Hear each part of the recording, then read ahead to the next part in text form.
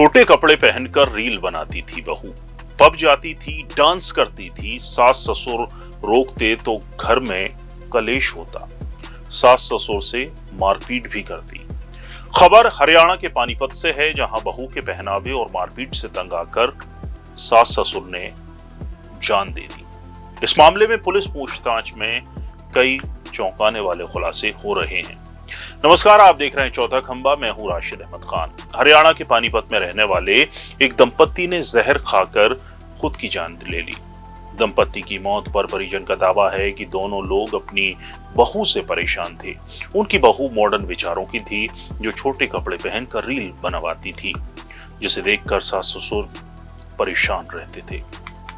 इसी वजह से सास और बहू के बीच आए दिन बहस होती थी। परिजन का यह भी दावा है कि बहू सास ससुर को पीटती भी थी। इन दावों के आधार पर पुलिस अधिकारियों ने बहू के खिलाफ एफआईआर दर्ज की है। ये मामला रविवार सुबह का है, जहां पानीपत के नारा गांव में रहने वाले राजेश और सुमन ने जहर खा लिया था।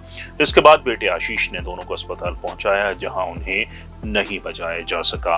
बताया जा रहा है कि इकलौते बेटे आशीष ने स्नेहा के साथ 2025 में लव मैरिज की थी। स्नेहा के साथ आए दिन सास ससुर का झगड़ा होता रहता था। परिजन का दावा है कि आशीष भी अपने माता पिता के साथ बदतमीजी करता था, जिस वजह से दुखी होकर सुमन और राजेश ने जहर खा लिया। इतना ही नहीं, परिवार के लोगों ने बताया कि स्नेहा पब बार में जाने की शौकीन थी। शादी के बाद भी उसने वहां जाना नहीं छोड़ा। परिजनों ने बताया कि उसे पब में जाने से रोका टोका जाता था, लेकिन वो नहीं मानी।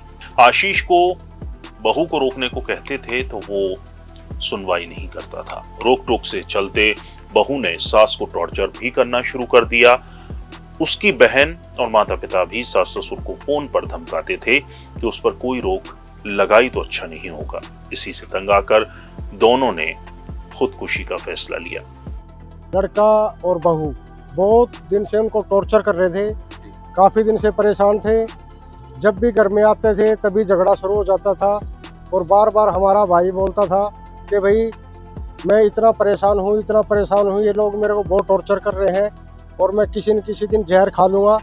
इसी के दबाव के कारण उन्होंने जहरीला पदार्थ निकल दिया। ऐसा है, इनका लड़ाई झगड़ा है ना होता रहता था। हमारा भाई हमारे से बोलता था भाई तुम आओ, तो हम उससे बोलते थे भाई हम जरूर आएंगे, लेकिन वो लड़का हमारा भतीजा हमारे से बोलता था कि ताऊ जी अगर आप आगे तो हमारे घर में कोई आदमी मर जाएगा, तो इसलिए हम श्रम के मारे नहीं जाएंगे ताकि भाई इनका क्लेश नहीं बढ़े। परिजनों ने बताया कि राजेश और सुमन का इकलौता बेटा आशीष ही है। आशीष की पहचान दिल्ली की रहने वाली स्नेहा से फेसबुक और इंस्टाग्राम के जरिए हुई थी। दोनों ने करीब 2 साल तक रिलेशनशिप में रहे। इसके बाद जनवरी 2025 में उन्होंने परिवार की रजामंदी से लव कम अरेंज मैरिज की थी, लेकिन शादी के कुछ महीने बाद ही बहू और सास ससुर में ये विवाद शुरू हो गया। मृतक राजेश के बड़े भाई रमेश वर्मा ने कहा कि बहू दिल्ली के मॉडर्न परिवार में पली बढ़ी थी और वो शादी के बाद गांव के माहौल में ढलने को तैयार नहीं थी। वो शादी के बाद भी छोटे छोटे कपड़े पहनकर पब बार में जाती थी। उसके पहनावे और रील्स बनाने के शौक को लेकर अक्सर सास ससुर रोकते थे, जिससे धीरे धीरे कलेश बढ़ गया। रमेश ने पुलिस को बताया कि उनके छोटे भाई राजेश ने अपने इकलौते बेटे आशीष की शादी 2025 में दिल्ली के नवादा की रहने वाली स्नेहा के साथ की थी। आरोप है कि शादी के बाद भी स्नेहा अपने माता पिता और बहन के कहने पर घर में कलेश शुरू कर दिया था। वो अक्सर सास ससुर को धमकी देती थी कि यदि उसे और जेवर नहीं दिए गए तो वो उन्हें चैन से नहीं जीने देगी।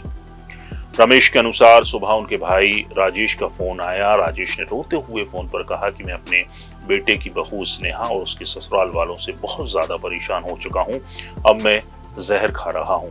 ये कहकर राजेश ने फोन काट दिया। रमेश आनन फानन में पानीपत से गांव नारा के लिए निकले, लेकिन रास्ते में ही उन्हें खबर मिली कि राजेश और उनकी पत्नी सुमन की हालत बिगड़ गई है। जहर खाने के बाद दोनों को पहले निजी अस्पताल और फिर पानीपत के सिविल अस्पताल ले जाया गया, जहां डॉक्टरों ने पहले सुमन को मृत घोषित किया, जबकि राजेश को गंभीर हालत में रोहतक पीजीआई रेफर किया गया। रविवार सुबह रोहतक पीजीआई में इलाज के दौरान राजेश ने भी दम तोड़ दिया। गैलेक्सी में थे जी दोनों एक साथ, तो डॉक्टर ने बोला हमारे से करीब 5 बजे ही भाई ऐसा है, कोई उम्मीद नहीं है इनकी बचने की। दोनों? हाँ जी। 1 लाख कुछ रुपये मतलब उन्होंने बिल बना दिया। वो बिल हमने उनका अदा कर दिया।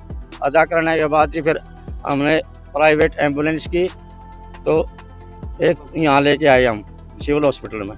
इन्होंने जो छोटे भाई की मिसेज थी उसको मृत घोषित कर दिया, और बड़े जो हमारा भाई था राजेश, उसको रोहतक रेफर कर दिया। तो आज सुबह करीब 6:30 बजे रोहतक से मैसेज आ गया कि राजेश एक्सपायर हो चुका है। एक ही घर में 2 मौतों से पूरे गांव में गम का माहौल है और बहू को लेकर गुस्सा भी है।